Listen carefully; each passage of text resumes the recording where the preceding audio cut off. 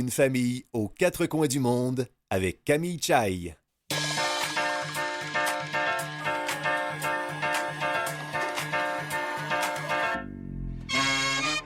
Bonjour tout le monde, ici Camille Chai, j'espère que vous allez bien. Alors comme je vous l'avais mentionné à la fin de l'épisode précédent, on vous avait promis qu'on allait poursuivre avec vous pour 2 épisodes, alors je garde ma parole. Et aujourd'hui, toujours en compagnie de ma famille, on va discuter de l'époque pas si lointaine, pour vous dire la vérité, où j'ai eu le plaisir de faire partie de l'équipe canadienne d'escrime en fauteuil roulant. Alors papa, maman et Kessia, est-ce que vous êtes prêts?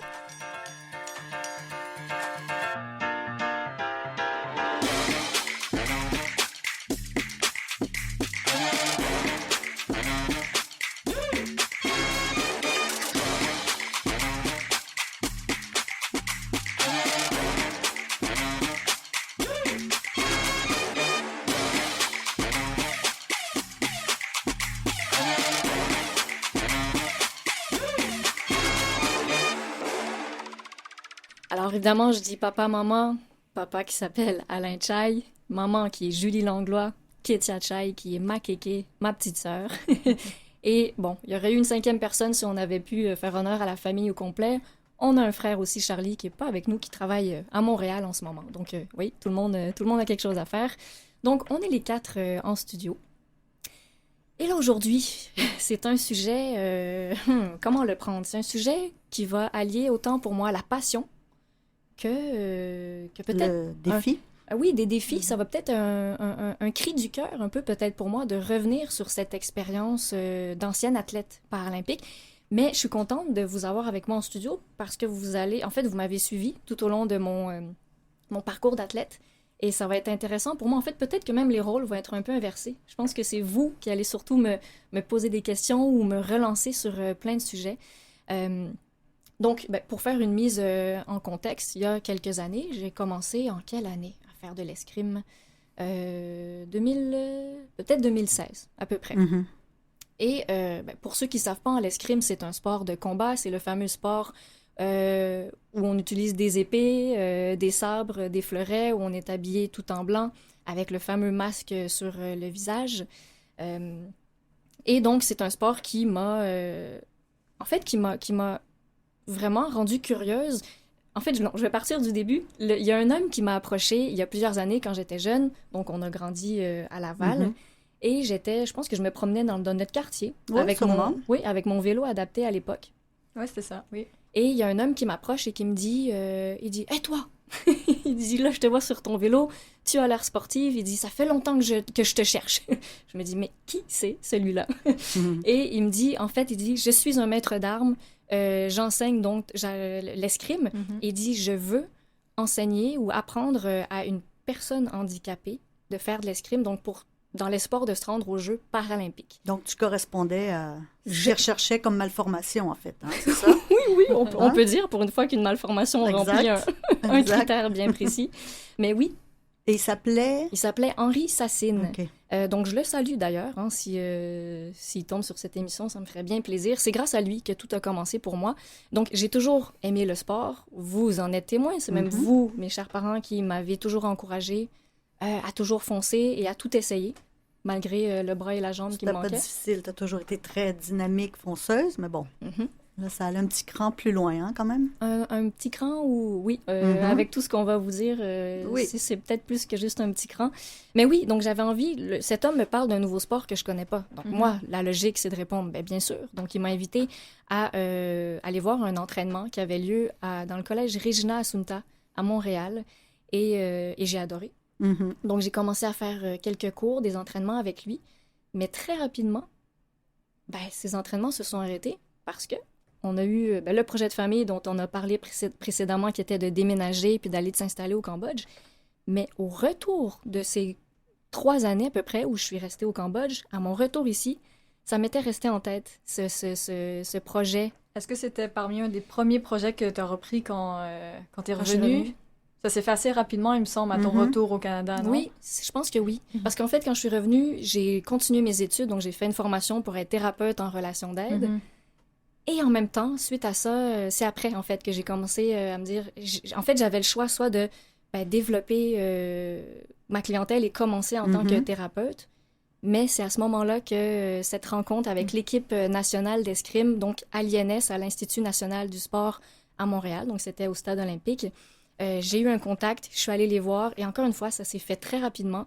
Donc, l'homme que j'avais rencontré en question à Laval, c'était plus avec lui, en fait, que j'ai poursuivi ce projet, même ce rêve. Mais tu avais fait germer cette idée. Exactement, que j'avais jamais oublié. Donc, 3-4 ans plus tard, je me suis dit, allez, je veux réessayer, me redonner une chance, en fait, dans ce sport-là. Et c'est vrai que comme c'était pour éventuellement entrer dans l'équipe de Team Canada, c'est quand même assez... c'est un beau projet, c'est ça, c'est motivant. Oui, c'était quelque chose de gros. Puis moi, donc, je suis allée voir, ils m'ont tout de suite accueilli à bras ouverts, et en fait, ils étaient très contents parce que l'équipe d'escrime, en fauteuil roulant, ils étaient très peu nombreux. Ils étaient peut-être 3 athlètes seulement à l'époque. Et moi, j'en ai fait partie, j'ai été la 4e, et il y a un jeune athlète, un autre, donc on a été 5 au total seulement. Mais ils étaient contents de voir, oh là là, c'est peut-être de la relève, sachant que c'est, malheureusement, un sport qui est pas très connu. Et pourquoi en fauteuil roulant, dans ce sport-là? Alors, on dit l'escrime paralympique, qui est l'escrime en fauteuil roulant, parce que tous les athlètes qui pratiquent ce sport paralympique doivent le pratiquer assis dans un fauteuil roulant. Peu importe le type de handicap qu'ils ont, on doit tous être dans un fauteuil. Donc, par exemple, moi, je porte une prothèse à l'âge, une prothèse de jambe. Je porte pas de prothèse de bras pour l'instant, mais j'aurais pu. Eh bien, même si dans la vie de tous les jours, moi, je marche avec ma prothèse, je dois m'asseoir dans le fauteuil, même si je me déplace pas en fauteuil roulant. Oui, pour que vous soyez tous au même niveau, dépendamment, les handicaps sont tous différents. Donc, Exactement. Mais il y a aussi différents classements. Oui, en fait, là, donc on parle de la classification. Donc, comment ça fonctionne? C'est que tout le monde est sur un fauteuil roulant, mais tout le monde n'a pas le même type de handicap.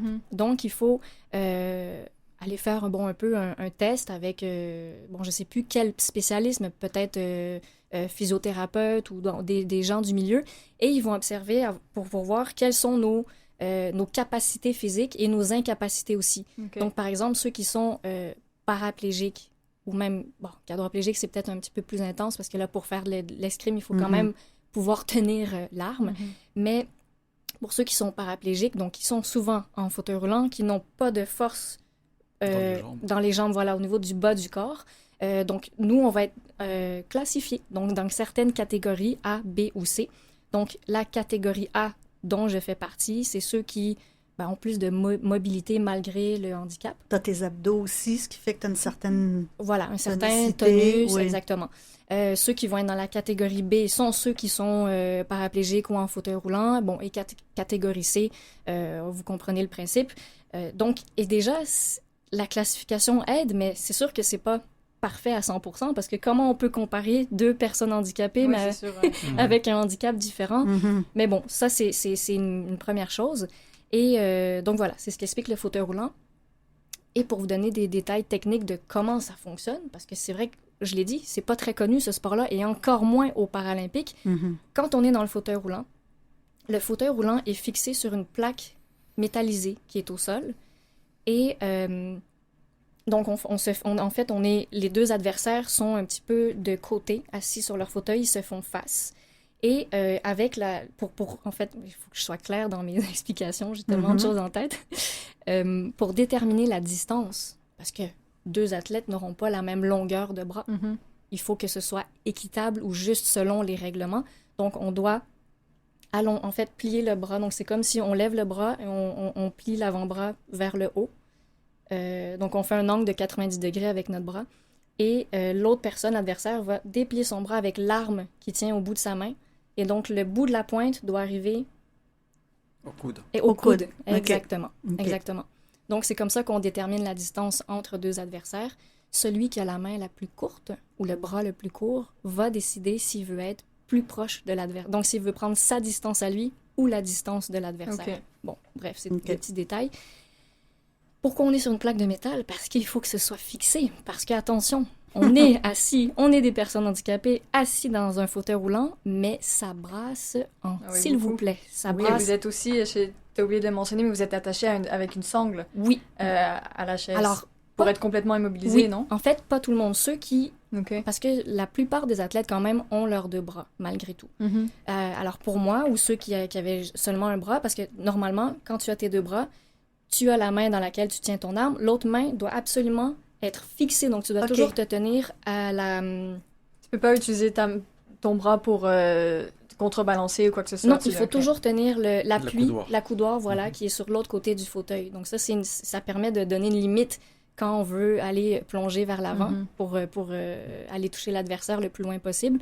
Donc, la personne doit se tenir, par exemple, je suis droitière, je tiens l'arme de ma main droite. La main gauche va toujours tenir la poignée sur la gauche.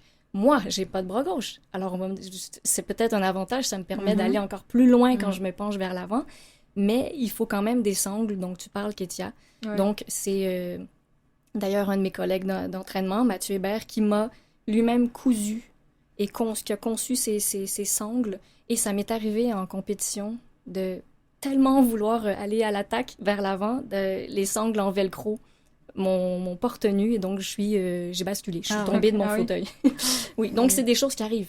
Donc, c'est un sport qui est quand même très intense. Exact. Et nous, évidemment, malheureusement, on n'a jamais pu assister à aucun de tes combats. Parce que vous habitez au Cambodge. Oui, et ça, je vous dirais que c'est... pas un regret, mais c'était un souhait que j'ai eu pendant ces 3-4 années où j'ai pratiqué ce sport de façon intensive. J'avais toujours l'espoir, le petit rêve en moi que vous arriviez à une compétition ou que je vous vois. Oui, j'aurais beaucoup aimé vivre ça. Le support de la famille, mais oui. Ouais, mais bon, vous étiez... le support, je l'avais à distance. En ligne, c'est ça. Par téléphone. C'était pas en garde, c'était en ligne. Exactement. Donc, finalement, tu as fait combien de compétitions en tout? Ou du moins à l'étranger? Oui, bon, je peux dire que j'ai vu peut-être 4-5 pays. Je suis allée en Italie 2 fois, en Hongrie, en Hollande, en Pologne, donc aux Pays-Bas. Kétia, peut-être même on pourra en reparler plus tard. Les Pays-Bas, c'est un pays que tu connais aussi de par tes propres expériences. Donc, on en reparlera peut-être dans un prochain épisode. Mais donc, oui, à peu près 5 compétitions internationales. Et j'ai participé au championnat panaméricain en 2018 en Saskatchewan, là où j'ai gagné ma fameuse médaille d'or. Je suis quand même fière. Oui, merci. Je le mentionne pas souvent, mais de prendre le temps d'en faire une émission et de parler de tout ce vécu, c'est sûr que ça me fait revivre ou retoucher un peu à cette fierté parce que je vais vous décrire tout ce parcours qui a quand même été merveilleux, mais aussi laborieux. C'est ça, autant l'un que l'autre. Oui, voilà. Et nous aussi, on a eu ces émotions-là aussi, où on avait des frustrations, on avait des espoirs, on était contents, mais on voyait que c'était pas facile pour toi, déjà au niveau de l'entraînement, parce que c'est ça, du moment où tu les as rencontrés, ton entraîneur, ton équipe, ils ont vu que tu étais motivé, c'est ce qu'ils voulaient savoir aussi au départ. Tout à fait. Ils ont vu que tu étais motivé. Donc là, c'était les entraînements qui commençaient. C'était aussi... Tu avais un entraîneur physique aussi pour développer encore tes abdos, ton bras, ta force. Exact. Donc moi, du jour au lendemain... Tu deviens athlète. Voilà, c'est professionnel, ça. De haut niveau. Voilà, je faisais un sport de haut niveau. Et donc, je découvrais tout ce monde qui est très discipliné. C'est la discipline avant tout. C'est la rigueur, c'est la volonté, la détermination. Je dois avouer quand même que j'ai grandi avec toutes ces valeurs, grâce à vous, grâce aussi, je pense, à ma propre volonté intérieure de vouloir faire les choses malgré mon handicap, exact. Et donc, c'est vrai que après avoir assisté à un premier entraînement, ils m'ont dit, Camille, le prochain, c'est mardi, on t'attend. Et tout a commencé comme ça.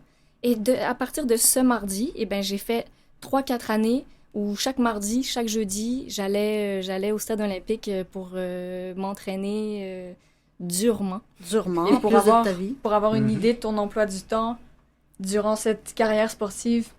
Bon. À quoi ressemblait ton temps libre? Est-ce que tu pouvais travailler à côté? Est-ce que tu avais assez d'énergie pour ton train quotidien? Bon, alors, ça me demande de... Comme on n'était pas là, mais je sais que ça a pompé beaucoup d'énergie. Oui, mais je suis contente d'en reparler, puis j'espère faire honneur un peu à tous les athlètes qui s'entraînent encore dans toutes les disciplines. Oui, c'est une réalité, tout ça, là, tout ce que... Et surtout, étant handicapée, c'est ça que je veux mettre en lumière aujourd'hui avec vous, c'est justement, la réalité. C'est-à-dire que j'y allais 2 jours par semaine. Moi, j'ai toujours eu du travail ponctuel. Donc, moi, je suis en communication. Bon, vous savez, en ce moment, je suis animatrice, donc animatrice à la radio, à la télé selon les contrats. Je donne aussi des conférences. Donc, mais en fait, moi, à cause de mon état et de mon handicap, je ne peux pas me permettre d'avoir un travail 5 jours sur 7 à temps plein. Ouais. C'est beaucoup trop demandant. Ton problème, toi, c'est l'énergie. C'est comme si tu avais une batterie qui se déchargeait très rapidement et tu mets beaucoup de temps, plus de temps que la normale, pour recharger tes batteries. On en sait ce que c'est. Il faut le rappeler aux gens, mais qu'est-ce que ça veut dire que tu décharges rapidement? C'est que tu manges plus lentement, tu manges moins, donc il faut que tu manges plus régulièrement. Après manger, il faut préparer la nourriture à une main, c'est fatigant. Après, tu as besoin de faire plus de siestes. Et c'est vrai qu'on voit que... Oui, déjà de vivre toi, déjà, c'est déjà... Oui, c'est ça. Beaucoup. Donc là, tu t'embarquais dans quelque chose de gros qui te demandait beaucoup. Oui. Mais tu avais ta motivation. Donc, tu laissais de côté, je pense, les côtés plus négatifs, non? Exactement. C'est ma façon de fonctionner depuis toujours. Donc, c'est quelque chose qui était tellement excitant. Et c'était l'inconnu, mais de me dire que j'allais m'entraîner pour représenter notre pays, représenter le Canada à l'international dans des compétitions, ça, c'était une motivation. 2, de faire du sport pour moi personnellement, qui est toujours aimé. C'était l'opportunité de... Parce que moi, c'est toujours un jeu avec mon corps, de tester mes limites, de connaître mes capacités, de repousser. En fait, moi, c'est le discours que j'ai avec vous, papa, maman, depuis que je suis petite, de savoir... Ah, quand je suis pas capable, déjà, je ne suis pas capable, c'est une phrase que je ne disais jamais. Donc, quand je savais à l'intérieur que j'avais une difficulté à faire quelque chose, ben là, j'avais... D'ailleurs, tu disais « je suis papable ». Je suis papable. Bon, ben voilà, ça commençait par ça. Et donc, j'étais très têtue. Quand je voyais que j'avais une difficulté à faire quelque chose, ben mon but, c'était de réussir à la faire quand même. Donc, le sport, ça a été toujours quelque chose de très stimulant pour moi, même quand j'étais au primaire. Face à tous les autres élèves. Quand t'es jeune, déjà, il faut faire ta place. J'étais, le fameux regard des autres quand t'es enfant, quand t'es différent. Tout le monde le voit, tout le monde te pointe du doigt, tout le monde t'appelle l'handicapé. Donc, tu veux performer, tu veux faire tes preuves aussi. Même si c'est inconsciemment, c'est ça te... Oui, j'ai toujours voulu me surpasser pour moi-même. Et c'est vrai, face aux autres aussi. Bon, plus on grandit, moins on a... en tout cas, je vais parler pour moi, moins j'ai ce besoin de me prouver face aux autres. Mais c'était aussi une quête personnelle de me dire, de voir jusqu'où je peux aller. Et excuse-moi aussi, l'équipe te poussait. Ils ont vu aussi que tu avais des aptitudes. Aussi, toi, comme tu n'as qu'un seul bras, ton bras est très fort, très puissant, puis tu es une fille tonique. Donc, c'est sûr que pour l'escrime, c'est explosif. Oui, exact. Donc, c'est ce que tu avais les éléments, c'est ça. Donc, c'est ce qu'ils ont vu aussi. Ils ont dit, bon, on va la pousser. Elle a déjà au départ la mécanique pour ça. Exactement. Sauf que... Nous, on te voyait aller et puis c'était difficile. Surtout qu'on te disait tu as des classements, tu dois te classer et tout. Oui, mon classement international par rapport à tous les autres athlètes. On peut en parler aussi de ça. C'est justement la réalité, c'était que pour faire partie donc de l'équipe nationale, comme n'importe qui, je devais faire mes preuves. Très rapidement, ils m'ont envoyé faire une première compétition. Je crois que ma première compétition avait eu lieu en Italie. Et ils m'ont dit, bon, Camille, il faut que j'ai plus les chiffres exacts en tête, mais il faut que tu sois parmi les 12 premières meilleures pour accéder à, le terme anglophone, c'était le carding, mais c'était le financement, en fait. Pour faire partie de l'équipe. Team Canada aussi, avoir droit à tout, les physios. Voilà, c'est ça. C'est ça. Et être payé aussi, de recevoir un certain montant qui me permet de payer les compétitions. De couvrir tes frais. Voilà, parce que là, les compétitions, au début, étaient à mes frais. Et je le dis à mes frais, mais à nos frais, parce qu'évidemment, les parents, vous m'avez aidé de votre poche aussi. Bien sûr, oui. Fait que ça a été... Donc, billets d'avion, équipement. Oui, billets, équipement, l'hôtel, sur place, il faut que ce soit payé. Tous les déplacements pour se rendre à l'aéroport, que j'y aille avec ma propre voiture ou en taxi, tout ça, c'est moi qui dois le payer. Donc, le fameux financement que j'espérais avoir en étant bien classé, ça commence à mettre une pression tout de suite. Mais toi, encore plus énorme, parce que dans ta vie du quotidien, tu as déjà une pression que tu peux pas avoir un travail à temps plein. Ben non, moi, je gagne modestement ma vie, je vais dire ça comme ça, ou simplement. Je me souviens qu'après tes entraînements, tu allais faire du tutorat. Oui, Donc, t'étais effectivement. claqué, tu mangeais pas, tu dormais pas assez, Je me souviens, oui, c'est vrai. mais tu étais motivé. Donc, ta tête voulait, mais ton corps Ben, mon corps suivait au a eu début, du mal. Oui. mais c'est voilà, vers la fin que je me suis... Puis ça, c'est une notion intéressante aussi, le fait d'écouter son corps, ben, qu'on ait un handicap ou pas, c'est important. Mais quand tu es handicapé, ça te... Ouf, c'est peut-être... Je veux dire ça comme ça, c'est peut-être un peu plus intense ou même violent des fois. Si tu n'écoutes pas assez ton corps et que tu tires trop l'élastique, ça te revient très rapidement en pleine face. Mais c'est sûr, parce que toi, par exemple, mais ça peut être pour n'importe quel handicap, tu te fais mal au bras, mais t'en as qu'un. Ben Exact. voilà. Ben, tout de suite, t'es cloué au lit, puis t'as intérêt à ce que quelqu'un puisse venir t'aider, parce que Oui. sinon, ça Exactement. devient compliqué. Et je me souviens qu'au Ouais. début, c'est ça, comme tu dis, quand tu étais jeune, on te poussait, puis toi-même, tu te poussais, donc on t'aidait à Oui, vous ce que tu m'encouragez. progresses. Et là, depuis quelques années, on disait, nous, on est devenu un peu contre ce sport parce qu'on te voyait aller, puis on s'est dit non. On connaissait ta réalité, on voyait tout ce que ça impliquait pour toi au niveau monétaire, santé, et que tu n'avais pas l'appui que tu aurais dû avoir, surtout que tu représentais Team Canada. Puis on n'est pas ici pour Non, parler contre ou quoi, mais c'est exactement. juste la réalité, comme tu disais, des Oui. gens du sport. Ben, merci de le mentionner, maman. C'est ce qu'on. Ouais. S'il y a des gens même de la fédération, mes collègues d'entraînement, quoi que ce soit, c'est un partage d'expérience. Comme tu dis, c'est pas pour dénoncer, Non. pas dans le côté négatif, mais juste pour partager l'expérience et la réalité. Parce que l'escrime n'est pas un sport qui est glamour non plus. C'est Non. pas comme le hockey, le tennis. Non, exactement. Donc au niveau justement des financements que la fédération même peut avoir, ou même qu'elle est reconnue ou qu'elle suscite de l'intérêt de n'importe qui, ben c'est déjà minime comparé à d'autres sports ici comme le hockey, le soccer, bon, peu importe, même, bon. Donc ça, c'était une chose. Donc moi, par exemple, on m'avait dit, si tu veux avoir droit au financement, tu dois te classer parmi les 12 premières meilleures athlètes à l'international. Et entre-temps, quand j'ai fait cette première compétition en Italie, les règlements ont changé. Et évidemment, ils resserraient un petit peu Les critères. exactement, les critères. Et donc, j'étais celle qui passait juste en dessous, quoi. Si ça n'avait pas changé, j'aurais eu droit à ce financement, mais j'étais celle qui, non, on te coupe à cause des nouveaux règlements. Et non seulement tu n'avais pas le financement, mais ici, quand tu t'entraînais, tu n'avais même pas l'aide que tu aurais dû avoir. Tu te stationnais, Ouais, tu allais dans au stade olympique, Ouais. et il fallait qu'elle se stationne à 3-4 Ben, c'était à rues moi de trouver là. ma place dans toutes les rues qui... Donc déjà, pour nous, c'était une aberration. On se disait, mais Oui, il c'est n'y a vrai. personne qui peut parler pour toi ou qui peut te fournir ça. Donc, tu avais ton équipement. Combien ça pesait, ton équipement? Oui, t'avais le gros Ouais, sac. T'avais le T'avais- sac, t'avais le Le sac avec le toutes fauteuil les... roulant. Voilà, le fauteuil roulant. En fait, c'est handicapant pour moi de me déplacer avec Ben un oui. fauteuil quand je marche. C'est toi qui devais pousser, c'est toi Mais qui oui. devais pousser le fauteuil roulant. Mais oui, Donc, Et t'avais alors, pas... et, Ouais. ouais, et quand tu prenais l'avion, t'étais toute seule Oui. à déplacer 80 kilos d'équipement, À peu tes près. armes, ton fauteuil et ta mes valise. sacs, mes valises. Oui, à peu près, Bon. on peut se dire ça, à peu près Ouais. 80 kilos plus ou moins. Donc, Et ben, c'est ça, donc quand en fait j'habitais à Montréal dans un condo, donc je devais descendre le fauteuil roulant, donc dans les escaliers. Mm. Bon, des fois j'étais aidée, j'ai mon conjoint, mais qui, tu sais, je veux dire, à cette époque-là, j'étais pas toujours... Ouais, t'es pas toujours non, accompagné. accompagné. Et Ouais. nous, on n'était pas là. Donc, non, c'est ça, et je me oui. souviens, j'ai des souvenirs de charger ma voiture, mettre le fauteuil d'une main, le mettre dans le coffre de la voiture. Mm.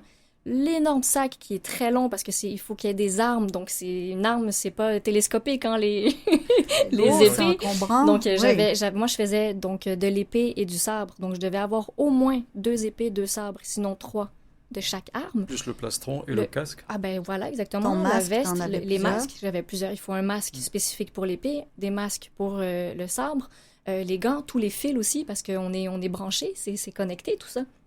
Donc, tout mettre ça dans ma voiture. Et je me souviens, cette fameuse compétition en Italie, c'était au mois d'avril.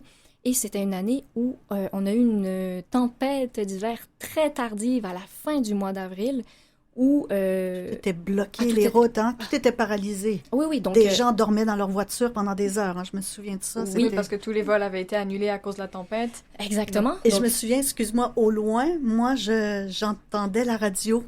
J'écoutais la radio à distance pour voir un peu où tu étais par rapport à quand tu partais, si tu allais manquer ton vol ben, ou quand pas. je suis arrivée à l'aéroport, là, il était temps que j'arrive dans le stationnement parce que je ne voyais plus rien dans mon pare-brise, mais vraiment. Et tu pouvais pas me faire marche arrière puis retourner Ah à la non, maison, non, hein, c'était... c'est ça? Non, non. Donc, je me suis stationnée, j'ai pris la navette. Des gens m'ont aidé à mettre tout mon fauteuil et mes sacs dans la navette. J'arrive à l'aéroport, j'apprends évidemment que les vols sont annulés. J'ai attendu 12 heures. Donc, j'ai passé 12 heures dans l'aéroport. C'est devenu le chaos dans l'aéroport parce qu'évidemment, tous les gens qui ont manqué leur vol, ben, ça se plaignait. On a dû chacun se faire des lits de fortune. Donc, tout le monde, quand on a compris qu'on devait passer la nuit là, tout le monde, les gens se sont jetés sur les bancs, les chaises, les fauteuils confortables. Donc, il n'y en a pas beaucoup. Les grands paniers, là, les trucs pour Oui, mettre les bacs en plastique les bacs, dans lesquels on met nos effets personnels. Ouais. Ben, moi, c'est comme ça que je me suis fait mon lit de fortune. J'ai mis 4 ou 6 bacs en plastique collés les uns sur les autres à l'envers. Je me suis couchée là-dessus. J'avais mon matériel d'escrime et donc à l'épée, en fauteuil roulant, on doit porter une jupette, une jupe qui est en métallisée. OK. Donc moi, j'ai pris ça, la grande jupe, pour me couvrir. Et ça a été une expérience incroyable. Mais je vous dis, c'était le chaos, là. Et tu étais toute seule. J'étais Ton toute seule. équipe était où pendant ce temps-là, toi? Ben, en fait, c'est ça. C'est parce que souvent, on se rendait chacun de notre côté.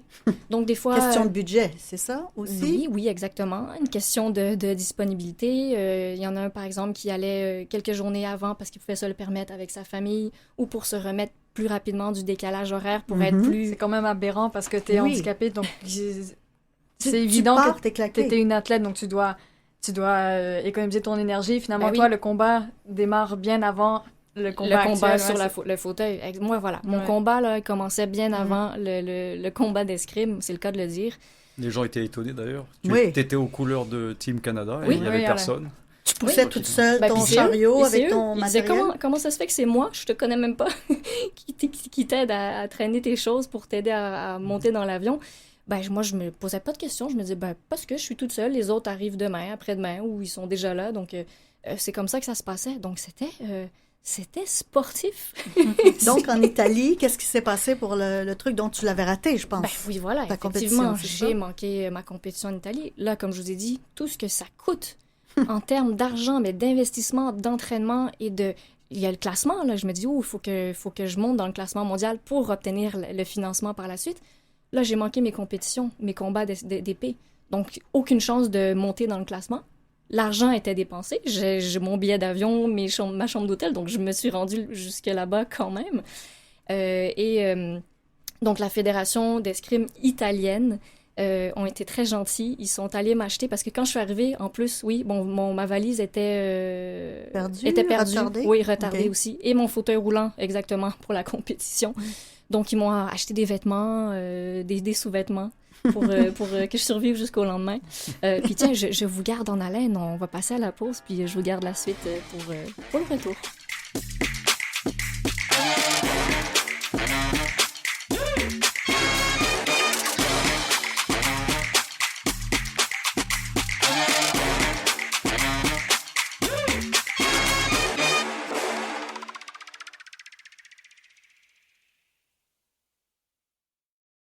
Vous écoutez Une famille aux quatre coins du monde avec Camille Chai. Et oui, ça me fait plaisir d'entendre cette petite voix-là qui est la voix de ma sœur, de toi qui Je suis là. Exactement. Merci à Mathieu Tessier à la mise en onde pour ce petit clin d'œil qui a eu cette idée de te faire enregistrer cette petite phrase. De faire souffrir un peu. Un peu, oui, oui. c'est ça. C'est plus difficile que ce que ça en a l'air. Hein. Bon, on pourra parler de ton métier de chroniqueuse à la radio après, alors. Éventuellement. Ouais. Mais donc, oui, on en revient à ce dont on parlait juste avant la pause. Donc, on était en Italie, à ma première compétition. Donc, vol manqué, compétition manquée, les valises qui sont arrivées en retard. Toi, est-ce que tu étais consciente? Est-ce que tu avais le stress de voir que tu serais en retard? Est-ce que tu connaissais les horaires? C'est sûr que j'avais le stress, Mhm. parce que non seulement c'était quand même mes débuts, et ce qui est stressant, là, c'est ça, c'est que quand tu arrives, là, je savais que je manquais mes compétitions. Donc, je me demandais, mais qu'est-ce que ça va avoir comme impact? Et je me souviens que j'étais... ça m'avait beaucoup fatiguée physiquement et mentalement parce que je crois que ils m'ont donné une nuit, j'ai dû passer une nuit à Londres, je pense, ou dans une autre ville. Attends, où est-ce que je m'en vais avec ça? De me remettre là-dedans, ça me fait vivre tellement d'émotions. Mais non, mais c'est ça, je savais que j'allais tout manquer. Mhm. Et je me disais, mais tout cet argent dépenser et tout cet entraînement et cette visualisation des combats, de ce que je devais faire. Qui tombe à l'eau. Exactement, qui tombe à l'eau. Puis en même temps, je me suis dit, ben c'est comme ça. Et ça, c'est comme ce que ça m'apprend de vivre le handicap. Hein. Il y a plein de choses qui se passent pas comme prévu. Il faut apprendre à rebondir et à accepter les choses, même quand elles sont difficiles. Donc, il y a un moment où je me souviens, oui, j'étais au comptoir d'enregistrement, puis quand il me disait, Madame, vous devez dormir, on va vous donner une nuit à cet hôtel-là, vous allez prendre une navette pour reprendre votre avion après. Là, je me souviens que j'avais envie de pleurer. Je me sentais toute seule à me dire, est-ce que je vais réussir à atteindre ma destination finale? Et en même temps, je me suis dit, ben, c'est comme ça, il faut que je l'accepte. Donc, je suis arrivée en Italie, quand même tellement heureuse de retrouver déjà mes coéquipiers, mon équipe qui m'attendait, qui m'envoyait des messages que je pouvais lire à chaque escale, et de retrouver aussi la grande famille des escrimeurs, parce que je me suis tellement liée d'amitié avec beaucoup d'athlètes. Tu sais, puis c'est quand même quelque chose de précieux quand tu es handicapé, d'avoir cette communauté de personnes handicapées avec qui on partage. De se retrouver, ouais. Oui, puis on est tous athlètes et on est tous handicapés, donc on sait tous ce qu'on vit à peu près, on est liés, quoi. Ça doit quand même être un moment magique de nationalités différentes, de tout le monde vit la même affaire finalement, donc tu te sens vraiment... Oui. Et ça, c'est ce que j'adorais. Donc même si je me disais, j'ai manqué mes compétitions, mes combats, ça va, je vais descendre dans le classement international, c'est comme ça, ça fait partie de l'expérience. Mais c'est ça, Kétia, j'étais tellement excitée par tout ça, de me dire, déjà, j'adore le voyage, j'adore le sport. Donc, de faire les deux en même temps, pour moi, c'était un rêve que je vivais. Mais t'as gagné une médaille quand même. Oui, c'est tellement mignon parce que, comme j'avais pas fait de combat, pendant les cérémonies de remise de médailles, moi, je me promenais sur le site, je discutais avec les amis, tout ça, puis à un moment, il y a quelqu'un de la fédération italienne qui vient me chercher en courant. Camilla, vite. Je dis, qu'est-ce qui se passe? Il me dit, viens, ils t'ont appelé sur la scène. Je dis, mais pourquoi? J'ai rien fait. Et finalement, je monte, puis ils disent, on veut t'offrir cette médaille pour ton esprit sportif et ta belle attitude. Et donc, ils ont dit à tout le monde le savait, que j'étais la petite Canadienne là, qui avait manqué son vol à cause de la tempête de neige et tout ça. Et c'est vrai que ça a été un voyage quand même pour moi, malgré tout. Donc, mais c'est bien, parce que c'est ça, ils ont vu, c'est ça, ton attitude, et ils comprenaient aussi ta réalité. Ce que c'est pas tout le monde qui comprend, même si tu fais pas de sport ou quoi dans ta vie de tous les jours, tu as une réalité où, même si tu as le sourire, tu as l'attitude, tu dois te battre sans arrêt. Il y a une chose que je peux raconter justement pour cette réalité que les gens ne savent pas nécessairement. Le fait de voyager, de faire des longs vols ou même des vols de quelques heures seulement, quand tu portes une prothèse, t'as toujours un peu un inconfort. Que tu sois assis, que tu sois debout, que tu sois en train de marcher ou en train d'attendre, il y a une fatigue, il y a de la... Voilà. Tu transpires dans ta prothèse, après tout ça devient humide, c'est inconfortable. Il faut donc penser dans l'avion. Est-ce que je dois mettre un pantalon qui va me permettre d'enlever ma prothèse de jambe pour respirer un peu et être mieux? Ou non, j'ai mis un legging qui est trop serré, donc là, je peux pas me changer comme ça dans l'avion parce que ça devient compliqué. Tout le monde le sait, c'est étroit, t'as pas d'espace. Ou je mets ma jambe. Il m'est déjà arrivé dans une compétition pour me rendre... Je sais plus sur quel vol. J'avais enlevé ma prothèse de jambe, je l'avais mise devant moi par terre. Et il y a un agent de bord qui est arrivé avec une couverture pour recouvrir la jambe, pour la cacher, pour pas faire peur. Oui, c'est vrai. Aux gens qui étaient dans l'avion aussi. Est-ce qu'ils t'avaient prévenu ou tu l'as juste vu puis t'as deviné? Elle est juste arrivée, et donc ils ont dû se dire, oh là, ça elle va avoir froid. Oui, c'est ça va donner des petits... Oui, ils veulent pas que j'aie froid aux pieds. Ou ça sent tes pieds. Eux, ça leur a donné un petit frisson de marcher puis de voir une jambe... ça surprend. Oui, c'est ça surprend. Je voulais que tu nous racontes aussi de quoi ça avait l'air une compétition, comme tu nous disais justement, pour faire un clin d'œil. Tu l'as nommé tout à l'heure, le fait de se retrouver tout le monde, c'est dans des hôtels. Donc, il y a une ambiance aussi d'être dans les hôtels. C'est toujours un peu festif, même si c'est la compétition, c'est stressant, c'est sérieux. Il y a toutes les odeurs, déjà, juste les vêtements, là, tout notre matériel d'entraînement. Je vous le dis, là, mais ça sent pas bon. Parce que ça sent la transpiration. C'est en quel matériau, c'est quoi le type de tissu de ces vestes-là? Si je dis Kevlar, est-ce que ça... C'est pas du tout. Je sais pas si je dis n'importe quoi. Je pense que ça coûte un peu plus cher, ça. Oui, en tout cas, c'est une matière qui est très épaisse parce qu'il faut que ça nous protège des coups d'épée, des coups de sabre. Et toi, tu transpires toujours beaucoup? Déjà, je transpire sans rien. Oui. Parce que aussi, tu as moins de surface de peau pour régulariser ta température. Ça, c'est un fait pour toi. Oui. Tu auras toujours plus chaud que n'importe qui d'autre. Donc, ça, c'est un fait. Donc, le fait de s'habiller, donc tu l'as dit tout à l'heure, papa, il y a la coquille donc pour protéger la poitrine. Donc, ça, c'est en plastique.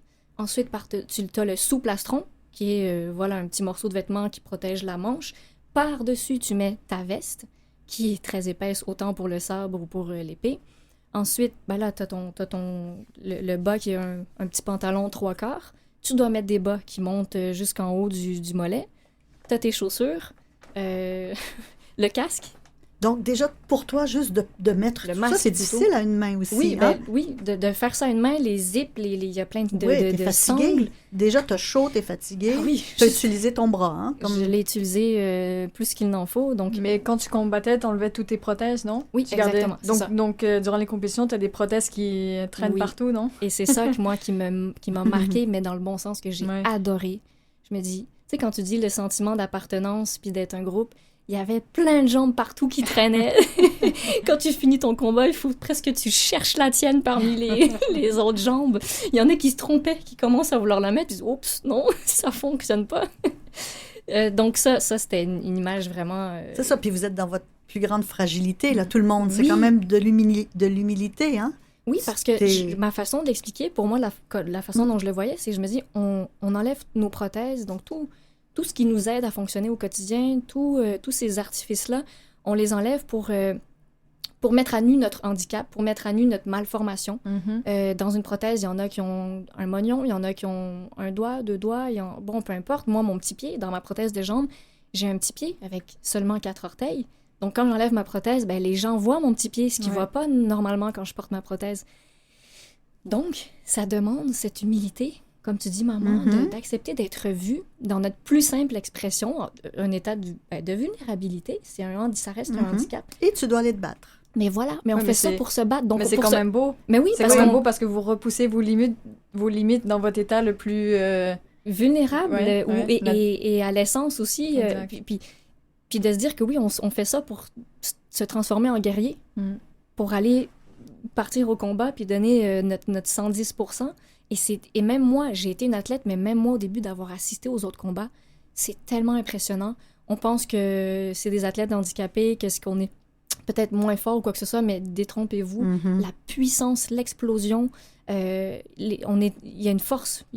Malgré le handicap, on a une force. Et c'est ça, moi, qui m'a motivée à vouloir faire du sport de haut niveau. Je me souviens, quand je suis allée au stade, quand tu faisais tes entraînements, c'était déjà de voir les autres athlètes, des autres disciplines, hein, parce que tu avais des coureurs, tu avais n'importe quel type de sport. C'était beau de voir ça, ces athlètes-là. La détermination, la force. Oui, puis pour moi, justement, quand j'allais revoir tous les athlètes qui venaient de tous les pays à travers le monde, j'aimerais tellement, moi, j'aurais aimé pouvoir aller visiter tel athlète en Grèce, en Italie, en Argentine, partout en Espagne, pour voir dans quelles conditions est-ce que eux s'entraînent. C'est tous très différents. Il y en a qui s'entraînent, ils viennent des pays chauds, il y en avait qui venaient de la Thaïlande, de l'Inde. Comment eux, ils s'entraînent? À quoi ça ressemble? Et comme tu disais aussi, l'équipe italienne, qui était très nombreuse aussi. Oui. Hein? Entre les combats, qu'est-ce qui se passait? Il y avait Non, mais c'est que c'est cet esprit sportif et de groupe. Comme tu dis, ils étaient nombreux, puis il faut le dire, les Italiens, quand ils font quelque chose, quand ils sont fiers d'eux, tout le monde l'entend. Ils font du bruit. Mais j'aime parce que ça mettait de l'ambiance, ça mettait de la vie, ça donnait envie de se dépasser encore plus. Et donc, quand il y a un qui fait un combat, puis qui gagne un combat, et t'as toute l'équipe qui est assise à côté de nous, wow, qui se lève, qui crie, ça donne des frissons, ça te transporte. Et en fait, pour Team Canada, vous étiez... est-ce qu'il manquait des... Comment on appelle des... Est-ce qu'il manquait d'athlètes? Oui. Est-ce que c'était quoi leur idéal, le nombre? Qu'est-ce qui explique qu'il n'y avait pas assez de... C'est parce que le sport n'est pas connu. Il faut les trouver, les athlètes. Il faut trouver une personne handicapée qui a envie de faire du sport de compétition. Cette réalité-là que je vous raconte depuis tout à l'heure, avant l'entraînement en escrime, il faut faire un entraînement au gym avec un autre entraîneur. Tu as une journée de repos, mais il faut que tu fasses attention à ce que tu manges. ton travail, ben, moi, je pouvais pas me permettre. Donc, il y en a qui disent, ben non, puis ça coûte cher, comme on l'a dit, l'équipement aussi d'escrime. Donc, il faut avoir ces moyens, là. Il faut pouvoir se le permettre. Et comparé aux autres pays, est-ce que la taille des équipes... est-ce que il y avait certaines équipes qui avaient très peu d'athlètes, comme nous au Canada, qu'on était 3-4. Mais il y en a qui étaient 6, 7, 8, ou même un peu plus. Est-ce qu'ils allaient chercher plus de médailles, eux? Oui, ils étaient forts aussi. Même les Français étaient beaucoup plus nombreux que nous. Ben, il faut dire que l'escrime, c'est un sport qui a vu le jour en France, si je ne me trompe pas. Je sais que, en tout cas, dans d'autres pays aussi, mais les Français sont très, très forts aussi. C'est plus populaire en France. Exactement, plus populaire. Donc, nous, on était quand même une petite équipe et ça me faisait rêver de les voir aussi plus nombreux, mais en même temps, je me sentais faire partie de cette famille, donc je le vivais aussi à travers tout ça. Mais je veux faire une parenthèse. Je veux prendre le temps quand même encore aujourd'hui, ça fait plusieurs années donc que je fais plus d'escrime, mais je veux remercier encore une fois mes coéquipiers, mes entraîneurs, parce qu'ils m'ont tellement aidé dans mon parcours. Tout le monde, là, chacun, m'ont tous donné quelque chose. Ils m'ont aidé financièrement, ils m'ont aidé avec le matériel, ils m'ont aidé à transporter mon matériel aussi dans les compétitions. Donc ça n'avait pas de prix pour moi. Ce qui est beau dans le sport, ça, hein? Ben, L'entraide, la solidarité. Oui, les valeurs qu'on partageait, là, c'était quand même c'était unique, oui. Et donc, quand tu as fait ta dernière... Quand est-ce que tu as su que tu voulais arrêter, finalement, le sport? Est-ce que c'était clair ou est-ce que... Ben ça, c'est... Bon, je dis ça, mais nous, on t'encourageait à... Oui, en fait, c'est en fait... non, oui. tu poses la question, mais tu fais partie de la réponse parce que c'est vous, en fait, qui... Puis on le dit à distance, une famille aux quatre coins du monde. Moi, je faisais mes compétitions ici, dans d'autres pays. Vous étiez au Cambodge, mais on s'appelait, vous me suiviez dans tout ce que je faisais. Et je pense que dans ce que je vous racontais, vous voyez que je commençais à m'épuiser un peu, à être plus fatiguée. Je vais le nommer aussi, il y avait un peu une frustration qui commençait à s'installer de par le manque d'aide financière, d'aide matérielle. Tu le disais tout à l'heure, maman, j'avais la motivation, ça me faisait oublier tout le reste. Mais après 3-4 ans... Oui, parce que tu visais les Paralympiques aussi, tu voulais aller à Tokyo et tout ça. Oui, c'est ce que je voulais, me rendre aux Jeux paralympiques de Tokyo. Mais nous, on voyait que c'était de payer trop cher. Et tu t'étais arrêtée vraiment juste pas longtemps avant les Jeux de Tokyo, non, il me semble? Ou vraiment au dernier moment, tu avais décidé de... Oui, pas si longtemps avant les Jeux de Tokyo. Même d'en reparler aujourd'hui, ça me fait un petit peu mal au cœur quand même. T'aurais aimé continuer. J'aurais aimé continuer. Je vous le dis, ça me donne des frissons. Ça n'a pas été facile de prendre cette décision d'arrêter.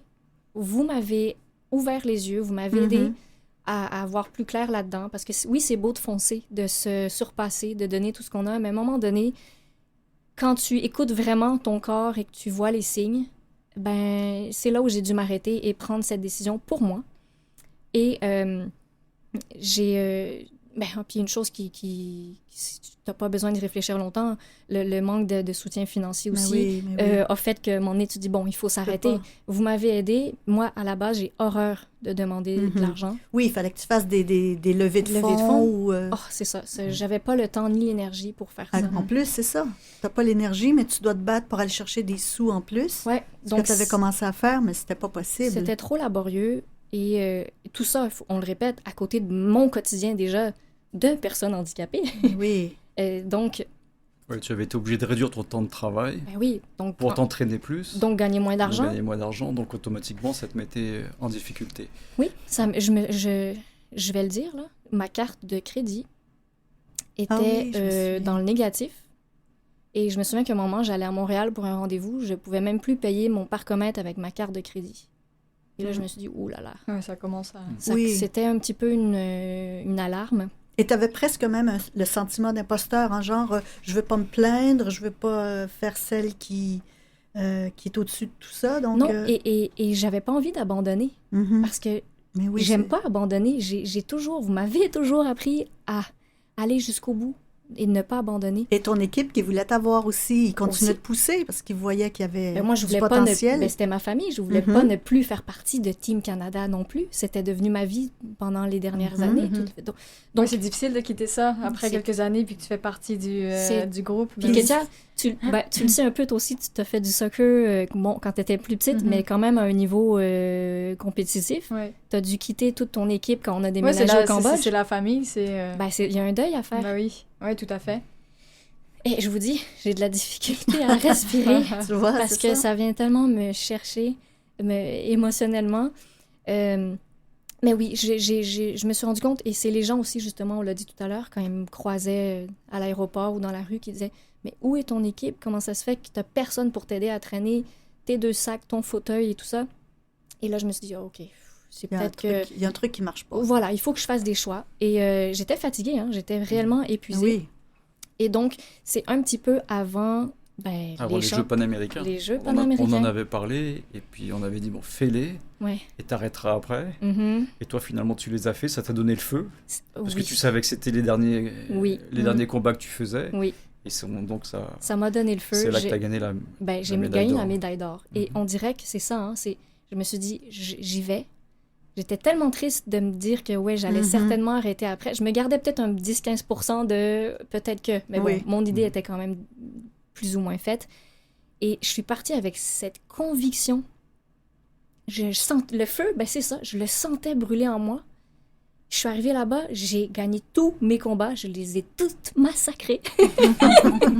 Non, mais parce que je vous dis, je veux dire, le sport, quand tu le fais pas à moitié, tu le fais à 100%, tu te commets. Et ce que j'ai appris, ce que l'escrime m'a appris, c'est que, justement, au début d'un combat, il y a l'arbitre qui dit « En garde, prêt, allez ». Et cette fameuse phrase-là, elle te reste tellement en tête, parce que pendant que l'arbitre dit ça, toi, pendant ce temps-là, il faut que tu saches qu'est-ce que tu vas faire, quel va être ton prochain coup. Est-ce que tu vas aller à l'offensive, à la défensive? Est-ce que tu vas faire tel... Oui, t'es en train d'avoir coup, toutes tes tactiques. voilà, ouais. tu dois regarder ta stratégie.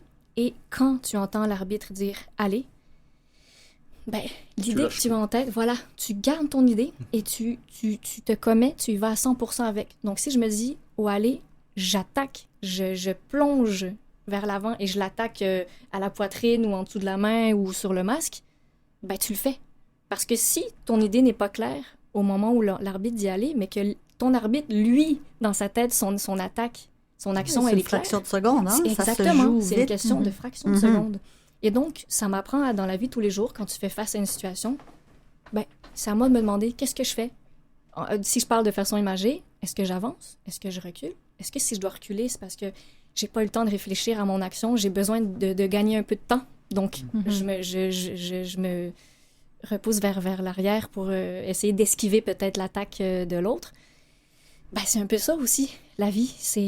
Et c'est un peu comme l'escrime, pour le décrire très simplement. C'est Pierre Mainville qui a été aussi mon mentor pendant toutes ces années. Mais j'ai envie de dire que tous mes coéquipiers ont été des mentors, chacun à leur façon pour moi. Il me disait, c'est très simple, l'escrime, c'est comme un jeu de roche-papier-ciseaux. C'est ça, hein? Tu dois choisir l'action, t'as tant d'actions que tu peux faire, tu choisis, et quand c'est parti, tu la fais. Ça fonctionne ou ça fonctionne pas.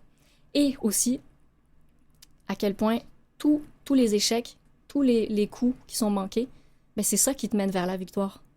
C'est quand on dit, hein, c'est la phrase un petit peu qu'on entend souvent, c'est pas tant la finalité qui est importante, donc c'est pas tant la médaille qui est importante en soi, mais c'est le parcours. C'est vrai que c'est ça. C'est tout ce que j'ai appris pour me rendre jusqu'à cette... La médaille est une symbolique de tout ce qui s'est passé avant. C'est beau, en fait. On cherche toujours à prouver ou à voir jusqu'où on peut aller. Tu l'as vu quand même. Là, tu peux te permettre d'être un peu plus... Ça, c'est conseil de parents. Hein? D'être un peu plus douce avec toi, être un peu moins Mais ça combative. votre discours change hein, comparé à quand j'étais plus jeune. parce que tu vieillis aussi, donc c'est ça. On devient plus sénile, donc ça change. Même, je me souviens, après... Donc ça, tu voulais faire un autre sport. Oui, en disant peut-être le badminton, c'est plus léger, j'ai moins de matériel à porter. J'aurais aimé faire du tir au pistolet, j'aurais aimé tout ce qui est précision, j'aime bien un peu tout ça. Tu te souviens quand on t'a approché pour faire le rallye Des gazelles Oui. automobiles. Ouais. Là, tu y pensais, je me disais, non, on s'embarquera pas Dans un là-dedans. truc encore plus dangereux. Mais Oh pour là là! moi, je veux revenir à l'escrime. Ouais. Quand tu as annoncé que tu allais arrêter, Mhm. quelle a été la réaction de l'équipe? Ben, Est-ce qu'ils le voyaient venir? Est-ce que... Je sais Ouais, pas c'est s'ils ça. le voyaient venir, mais c'est sûr que ça a été un coup dur parce qu'eux m'ont toujours encouragée. Ils m'avaient prévenu, ils m'ont dit, Camille, il y a des fois où tu vas vouloir abandonner, Mhm. mais il faut pas que tu abandonnes. Et cette phrase-là m'est restée très longtemps. C'est pour ça que ça a pour été ça que difficile ouais, pour moi. Pour toi, tu... Mais après, je me disais, non, mais c'est ma vie, c'est ma réalité. Mais oui. La réalité n'est pas la même que la mienne. Et quand tu dis, maman, de vouloir un peu ralentir Mhm. la cadence aujourd'hui, Beaucoup. oui, d'accord, le message est passé. Ben, c'est que j'ai envie de... J'ai d'autres projets aussi, j'ai envie de fonder ma famille. Ça fait quelques années que j'essaie d'avoir un enfant. Le corps, c'est le corps qui va devoir travailler, faire tout ça. Donc, il faut que je laisse la place et le repos Tout à à ça fait. aussi. Et toi, ton handicap aussi, c'est quand même gérer ton énergie. C'est tout ça. Tu sais, il y a d'autres personnes avec qui tu étais, tes coéquipiers, c'était genre une jambe un peu plus courte que l'autre. Ouais, Donc, pour ouais. eux, peut-être c'est moins difficile de vivre ou de fonctionner par Oui. rapport à toi qui... Ben, pour C'est moi, ça, voilà, c'est un ma combat. réalité à moi, ça reste, même si je fais plus d'escrime, je peux vous le dire, ma vie reste un combat. C'est quand même un combat tous les jours. Je le dis avec le sourire.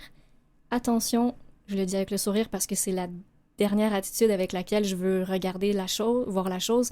Mais il y a des moments où c'est pas facile. Mhm. Et ça, je vois que commence à se retourner contre moi maintenant parce que de trop montrer que je suis, je le suis quand même, Positive. positive, heureuse, joyeuse. Mais j'ai beaucoup de difficultés aussi que les gens ne savent pas. Mhm. Donc, il faut que maintenant, je laisse plus la place à ça, que je fasse plus honneur à ma réalité dans toutes ces... En fait, il faut que tu te respectes parce que souvent, tu es sollicité pour faire plein de trucs, surtout que tu travailles à ton compte quand même un Oui. peu, tu as des contrats. Oui. Donc, tu dois choisir ce qui est Mais le il faut que mieux je- pour toi. C'est ça. Moi, je peux parler pour toi parce que c'est toujours difficile de parler Exact. soi-même et on a toujours Oui. avoir tendance à vouloir être modeste. Mais moi, j'ai été témoin. Puis c'est ça, si t'es trop positive et que t'es trop toujours forte, après les gens autour de toi commencent à te dire Camille, pourquoi tu commences à te plaindre? Pourquoi tu Ouais. fatigues? Pourquoi tu veux prendre Ouais. du temps pour toi? Oh, t'en demandes un peu trop. Ouais. Donc, ouais, c'est sûr que... C'est vrai. Ben, c'est Faut que dur tu pour t'écoutes. moi Ouais. parce que c'est comme si ça tombe dans la plainte et je Mm. ne veux pas Oui. me plaindre. Mais il faut... Mais c'est une personne handicapée et handicapée. Oui, donc C'est pas de faut se rester plaindre, réaliste. c'est de parler de ta Ouais. réalité, de te respecter aussi. Mais vous savez, oui, puis ça me fait penser à moi, c'est ce que je dois faire envers moi-même. Mais ce qui est incroyable aussi, c'est la gentillesse de Mhm. tous les gens que j'ai rencontrés pendant ma carrière d'athlète paralympique. Tous les inconnus qui ont croisé mon chemin, qui, je peux le dire ça comme ça, qui ont mis leur pierre à l'édifice ou qui ont mis leur Mhm. petit... voilà, ils ont leur petite touche dans cette magnifique expérience que j'ai vécue. C'est toute l'aide que j'ai reçue de ces inconnus. Des gens qui, pendant la tempête de neige, j'avais des coupons pour... la compagnie me dédommageait pour aller m'acheter à manger, mais c'était que pour du fast-food. Donc, à un moment, je veux m'acheter une salade ou quelque chose de plus santé, puis il me dit « Non, madame, c'est pas ici. » Ça, c'était à l'aéroport. C'était à non? l'aéroport. Ouais. Oui, à l'aéroport. Mhm. Ben, il y a un homme qui a dit « Madame, la facture, c'est pour moi. Madame, je vous l'offre. » Je me suis fait offrir des repas. Je me souviens, je pense que j'étais en Allemagne. On courait pour prendre le métro. Il y a des inconnus, donc, qui me voient pousser le fauteuil et traîner le sac du mieux que je pouvais. Ils m'ont dit « Viens, monte sur ton sac. Je mets ton sac sur ton fauteuil. » Ils couraient avec nous. Ils nous poussaient. C'est Je mignon. me retournais. Je leur disais « Merci, merci. » Je le dis, j'en ai des frissons. Les gens qui nous faisaient Les des militaires en Italie les aussi. militaires en Italie, je m'étais tellement liée d'amitié avec eux que quand on quittait le lieu de compétition pour retourner à l'hôtel, il y avait des grands autobus où tous les athlètes allaient dedans. Moi, je montais dans la vanne des militaires. Donc, j'étais dans leur camion avec eux. Les entendre se parler en italien, mettre de la musique, rigoler, tout ça. Ouais, Pour c'est moi, intense. Hein? Ouais, ça te Mais fait oui, vivre des c'est- choses. ça me ouais, fait vivre mémorables. Là, j'ai des frissons, j'ai adoré. Donc, comme j'ai dit en début d'émission, merci encore à toutes ces personnes. Ah, puis juste un dernier... aussi, j'arrivais à l'aéroport, les gens me voyaient habillée en Team Canada. La compagnie aérienne, un homme tellement gentil qui m'a permis d'aller dans le salon VIP où il y avait un buffet où j'ai bien mangé alors que j'étais pas VIP. La compagnie aérienne, il me donnait pendant le vol des cartes de souhait avec des pierres Oh, c'est précieuses trop pour me beau. souhaiter bonne chance pour ma compétition. Bon, enfin, je dois m'arrêter là. Mais merci encore une fois à tout le monde, tous ceux que j'ai croisés sur mon chemin pendant cette expérience. Merci à tous mes coéquipiers d'entraînement, mes entraîneurs, tout ça que j'oublie. Tout le monde est dans mon cœur, donc merci infiniment. Et c'est déjà tout. J'en reparlerai encore plus. On a 2 minutes où on peut peut-être prendre le temps de respirer. Je sais pas si vous avez quelque chose que vous voulez rajouter de souvenirs en tant que... Ben, vous m'avez suivi quand même dans cette expérience-là. Mais moi, en fait, c'est une grande fierté de ce que tu as accompli. Mais bon, ça ne nous étonnait pas quand même, tout ce parcours-là, parce que toi, il n'y a rien d'impossible avec toi. Mais aussi de prendre conscience d'être, c'est ça, plus mature, de te respecter plus. Et avec cette expérience, est-ce qu'éventuellement, plus tard, tu aimerais te rapprocher du sport? Est-ce que c'est une avenue... Ça reste là quand même, Ouais. c'est sûr. Je vais rester une fière ambassadrice du sport, de montrer aux gens. Je veux quand même que les gens... C'est ça aussi, c'était ça mon but, hein. C'était de de montrer montrer... que tout est possible. Ouais, on peut être handicapé, il me manque un bras de jambe, mais regarde, je représente notre pays dans l'équipe nationale d'escrime. J'ai voyagé, je me suis battue. On pourrait dire avec cette expérience que tu as vraiment repoussé tes limites. Ah ouais, ça, Vraiment, je ouais. pense qu'on peut au moins se dire ça, oui. Ouais. Félicitations. Bon, merci mon papa. Merci infiniment. Puis merci à vous de m'avoir encouragé et suivi pendant toute cette expérience. Merci d'avoir été avec moi aujourd'hui. Merci à Mathieu Tessier qui est à la mise en onde. On l'entend pas, mais il est là. On est content de l'avoir avec nous. Merci à vous, chers auditeurs, de nous avoir suivis dans ces grandes péripéties. J'espère que ça va vous donner l'envie de vous dépasser, peut-être vous aussi, d'essayer peut-être un sport, ne serait-ce que de marcher quelques minutes par jour, juste commencer par ça. On s'en redonne des nouvelles au prochain épisode. Au revoir tout le monde!